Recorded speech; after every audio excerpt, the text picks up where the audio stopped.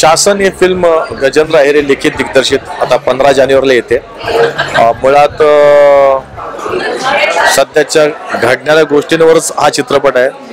अगदी सर्वसामान्य माणसापासून ते राज्यकर्त्यापर्यंत कुठले इश्यूज कसे ओपन होतात आणि त्या इश्यूवर कसं एक एक गोष्ट पुढे ढकलत जाते आणि त्याचे दुष्परिणाम आणि चांगले परिणाम, वाईट आणि चांगल्या गोष्टी कशा पुढे उदयास येतात ह्याच्यावर भाष्य मांडणार आहे। त्या सगळी स्टारकास्ट तगडी आहे।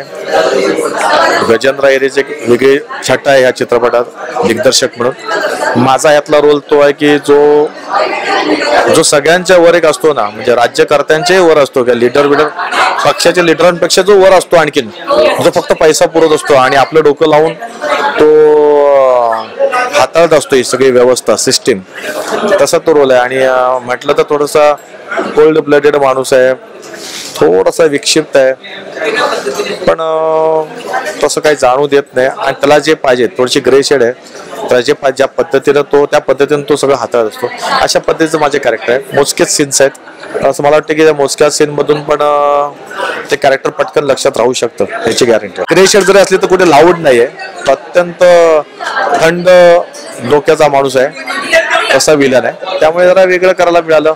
सण माझ्या मते चित्रित करून 1.5 वर्ष झालं असेल साधारण, पण खऱ्या अर्थाने त्याला शासन मिळत नव्हतं।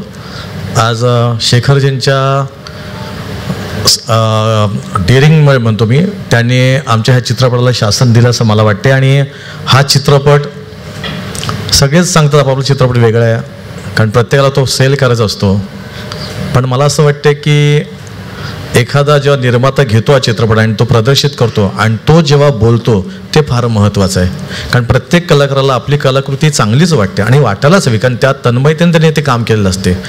पण असा एखादा व्यक्ती येऊन सांगतो की नाही मी हा चित्रपट घेतलाय तुमच्यासमोर प्रदर्शित करतोय, तर कधी त्या माणसाला माहीत पण नसते स्टोरी काय आहे, पण बोलताना आपलं हा मैंने लिहिली अभी देखिए मेरा पिक्चर ऐसा आने वाला है ये वगैरे, पण आज ती व्यक्ती स्वतःहून प्रत्येक कॅरेक्टर सांगतो कोण कोण काय काय रोल करणार, त्यांनी कोणी कोणी काय केलं, पिक्चरची स्टोरी काय आणि आम्ही प्रेझेंट करतोय, तर ही खरी कौतुकास्पद गोष्ट आहे।